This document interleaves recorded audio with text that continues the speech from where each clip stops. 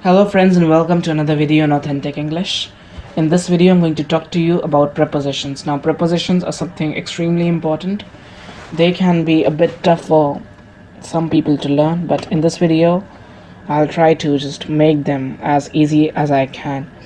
I will take only 2 prepositions per video. In this video I'm going to just discuss with you prepositions in and on. Now you need to subscribe to my channel if you want to just watch future videos like this. Please subscribe to my channel by hitting that subscribe button below and also the bell icon next to it. So let's start. Prepositions are those words which tell us location, time, etc. Prepositions are extremely important. Now we are not going into a very detailed definition of preposition, but you can understand that they are words that tell us location of something, they tell us time, they tell us situation and conditions. Okay, you'll understand them only when I give you certain examples. Prepositions are extremely important. Without preposition the language cannot work. Now in this video I'm going to discuss with you, as I said before, prepositions in and on. Now preposition number 1, in. The first usage that I have is tells location. Now we see these 3 sentences. She has a pain in the stomach. He lives in Kanpur. Kangaroos are found in Australia. In all these 3 sentences, the preposition in is telling us the location of something. The location of pain is in the stomach. The place where he lives is Kanpur, and the kangaroos, the place where they are found, is Australia. Now, in all these 3 sentences, we get to know the location of something. The location of kangaroos, his location and her location, respectively. Okay, he lies in the bed. Similarly, we get to know his location, that his location is on some bed. So the work of in is to just tell us locations. If you did not know this usage before, just take a pencil and a paper and know these 3 sentences along with the type of usage that is it's showing in this case. Coming on to usage number 2 of in, tells situations, etc. Now in can be used to tell situations and conditions.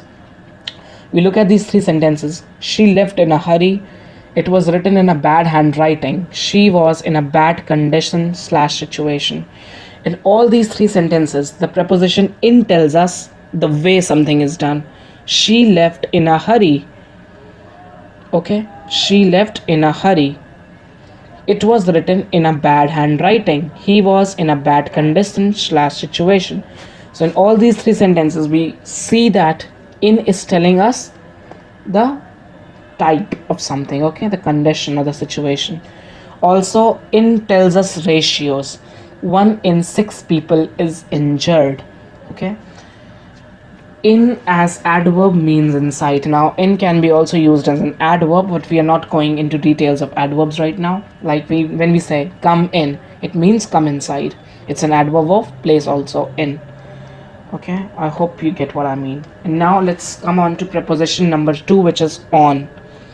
Now on has a lot of usages. It's one of the most commonly used prepositions. It shows top position. Number 1, the book is on the table. I have a cut on my wrist. There is scum on the water. So on also shows position, but it tells that something is above something. Okay, something is above something else. It shows top position. The book is on the table, which means that the book is kept above the table.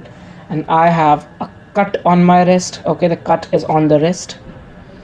There is scum on the water. We can even say there is scum in the water, but that would mean that it is inside it. Okay, scum on the water means on the surface of the water.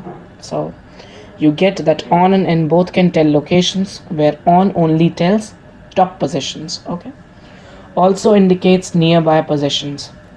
The washroom is on the left. Suppose you are sitting in a room, someone tells you the washroom is on the left. Okay, so in this case also it tells you some nearby positions. Tells about source of support. Stand on 1 foot. It was balanced on thin sticks. Now it also tells us sources of support, like there is something that is supporting something else. Like we can say there is a toy which is supported on thin sticks. Stand on 1 foot. So it tells us about the source of support. this thing on which something is supported. Tells about dependence. Now, this is a very good example of usage of on. He relies slash depends on me. Cows live slash feed on grass. He is on life support. He lives on a pension. In all these sentences, you see that somebody is dependent on something. So the preposition on is used to show dependence. Now, you can see that these are the many usages of on. If you think that you need to just write everything down on a piece of paper, you can do that. If you're watching on a computer, you can just slow down the speed of the video. You can just keep pausing and writing down the sentences and then listening to what I'm trying to say. And now let's come on to usage number 5. Tells about conveyance. He's on the bus slash bike. When you're on some vehicle, you say I'm on the bus, I'm on the bike. Okay, so on can be used there. Also on, this is a very important usage, tells time frames. It tells us about a time where something happened, most probably in the past, where something happened. Or it can also talk about some habitual actions. We can see in the sentences, he drinks on Sundays. He was born on 5 September. Cash on delivery. On reaching home, I saw a dead cat. So in all these sentences, you see that the word on tells us about a particular time, a time something happened. Okay, it tells us about time. He drinks on Sundays. He was born on 5 September. Cash on delivery.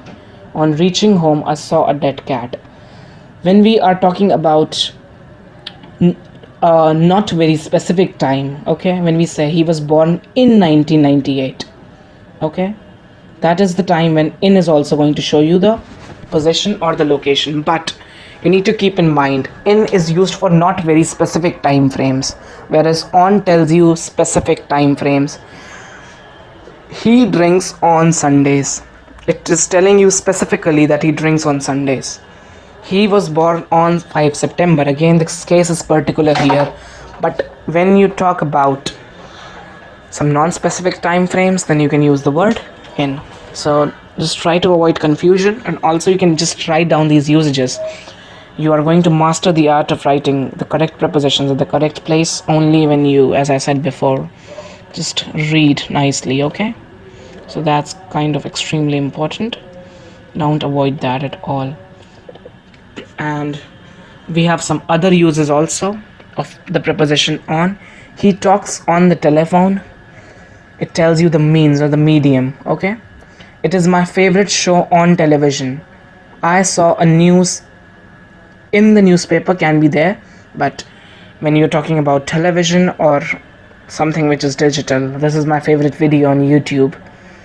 I saw a post on Facebook. Whereas with newspapers, we generally use in. I saw a news in the newspaper. Okay, but when you're talking about most probably digital mediums, you can say, I saw, it is my favorite show on television, I saw a post on Facebook, on my computer, something like that. He talks on the telephone. It tells you the means by which something is being done. He is on drugs. Now, it also tells you when somebody is addicted to something, he is on drugs. Usage number 4, we see he's on tour. Okay, he's on a trip, he's on tour, we say like that. I will give the pen to you only on one condition. Now also it can be used when you are writing sentences like this. I will give the pen to you only on one condition. He threw the light on him. When somebody focuses on something, he threw the light on him, he put the blame on me. Then also you can use the word or the preposition on. His father gave him a book on birds. When you have to tell about the topic of something, this is a book on birds, this is a book on insects. Okay, this is an operating system based on something, you can say like that. They agreed on the deal, you can say like that, agree on. This is a phrasal verb. We are not going to discuss phrasal verb in this video. I'll be making a video on phrasal verbs very soon.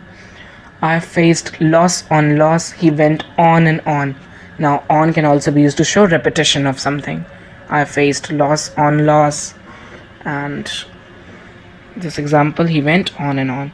So I believe that this video might have helped you in clearing all your confusion. If you have any doubts, please ask in the comment section below. And please subscribe to my channel and share my videos. Thank you so much, guys. Thank you so much for watching. Bye bye.